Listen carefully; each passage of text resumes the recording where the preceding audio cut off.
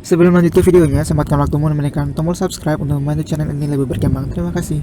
Oke, jadi di video kali ini kita akan belajar gimana caranya membuat menampilkan garis titik tengah atau midpoint dari AutoCAD. Misalnya kan kita gambar line nih, misalnya bikin garis gini, terus kita mau lanjut gambar tapi di tengah.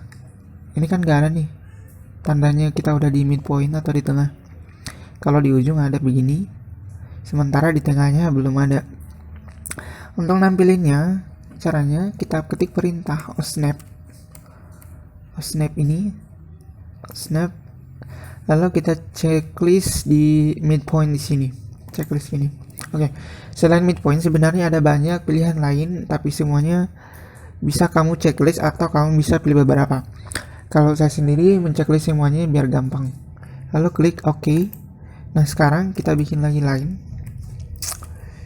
dan kita cari midpointnya. Ini udah ada. Jadi midpoint ini lambangnya segitiga gitu. Tinggal klik, tarik. Oke, udah. Semudah itu. Terima kasih sudah menonton. Sampai jumpa di video saya yang lain. Bye bye.